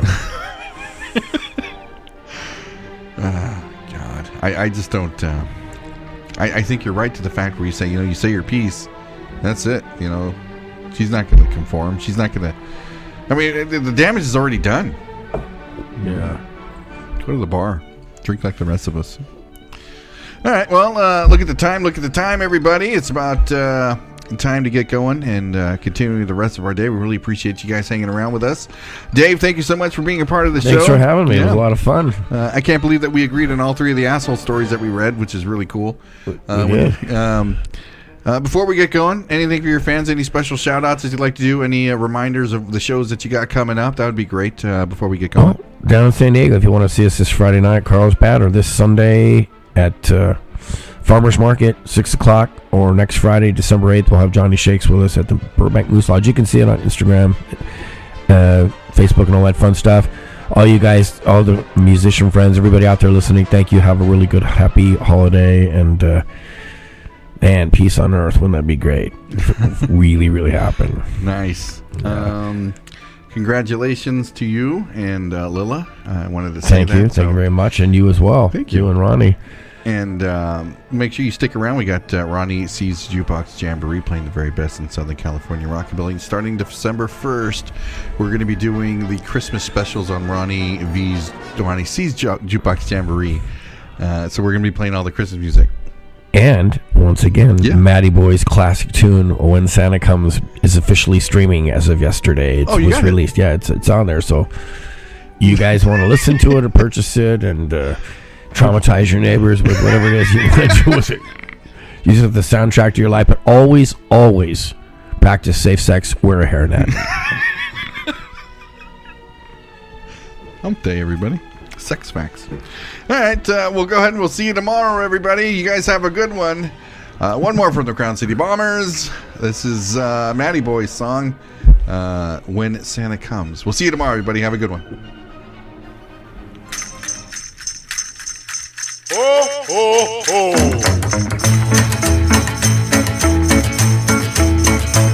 I've been all around this great big world, you may have heard of me. Giver that ever gave the name of Santa Seed. From up on the housetop down to the bottom, eat your cookies, yum. You've been a good girl lately, and Santa's gonna come.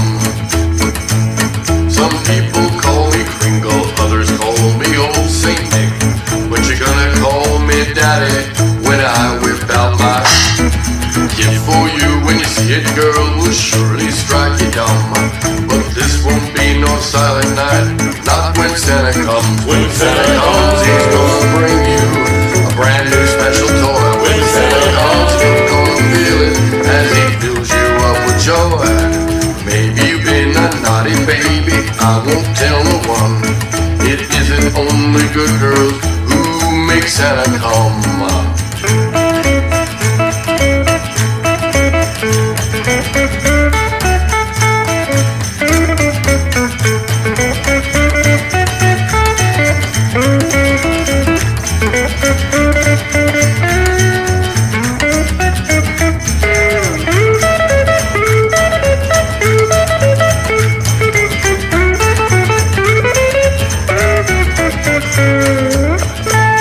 I've been all around this big old world and never wear a frown.